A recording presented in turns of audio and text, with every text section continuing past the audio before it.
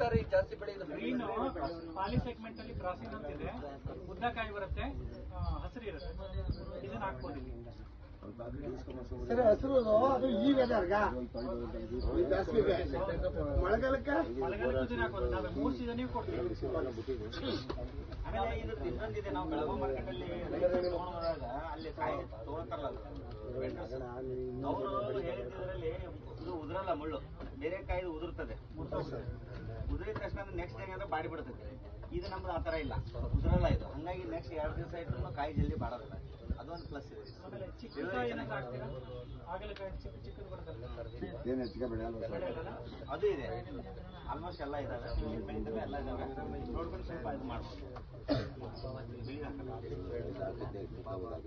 Capsicum ಯಾವ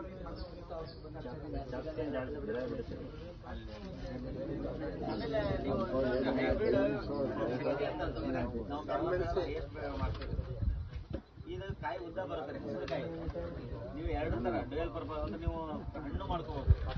ಈಗ ಒಣಕಾಯಿ powder ಮಾಡ್ತೀರಲ್ಲ, ಅದಕ್ಕೆ ಯೂಸ್ ಆಗ್ತದೆ. ಹಸಿಕಾಯಿನೂ ಇಳುವರಿ ಜಾಸ್ತಿ. ಇದು ಎಲ್ಲ ಸರ್ ಅದು ನೇಮ್ ಯಾರು ಸರ್ ಅದು?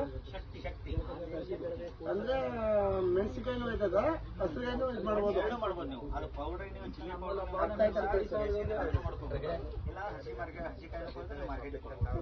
2 ತರ ನಡೀತದೆ. ಆಮೇಲೆ ಇನ್ನೊಂದು ಶಾರ್ಟ್ ಸಣ್ಣ ಮೆಣಸಿನ್ಕಾಯಿ ಬರುತ್ತಲ್ಲ, ಚೋಟ ಓಕೆ ಸರ್. ಚಿರಾಗ್ ಅಂತ ಚಿರಾಗ್ ಎಲ್ಲ ಈಗ ಅಂಗಡಿಯಲ್ಲಿ ಕೊಡ್ತಾ ಇದ್ದಾರೆ. ಸ್ವಲ್ಪ ನೋಡಿ ನೀವು ಟ್ರೈ ಮಾಡಿ. ಎಲ್ಲ ಅಂದ್ರೆ ವೆರೈಟಿ ಆಲ್ರೆಡಿ ನೋಡಿದ್ದೇ ಇದೆ. ಆಲ್ರೆಡಿ ಬೇರೆ ಬೇರೆ ರೈತರ ಕಡೆ ಎಲ್ಲ ಟ್ರಯಲ್ ತಗೊಂಡಾಗಿದೆ, ಮಾರ್ಕೆಟಿಂಗ್ ನೋಡಾಗಿದೆ. ನೀವು ಇದನ್ನ ಧೈರ್ಯವಾಗಿ ನೀವು ಹಾಕ್ಬೋದು ನಮ್ಮ ಕಂಪ್ನಿ. ಸರಿ, ಹಂಗಾರೆ ಎಲ್ಲರೂ ಫೀಲ್ಡಿಗೆ ಓಪನ್ ಮಾಡೋಣ. ಬನ್ನಿ ಸರ್, ನಿಮ್ಮ ಕಡೆಯಿಂದ ಏನಾಗಿದ್ರೆ ನಮಗೆ ಸಲಹೆ ಇದ್ರೆ ಕೊಡ್ಬೋದು.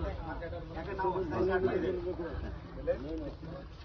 ನಿಮಗೆ ಜಾಸ್ತಿ ಸ್ವಲ್ಪ ಇದು ಸಮಸ್ಯೆಗಳು ಏನ್ ಹೇಳಿ, ನಿಮಗೆ ಇರೋದು ಸರ್ ಸಮಸ್ಯೆಗಳು ಏನೇನು ಕೇಳ್ಕಲ್ಲ.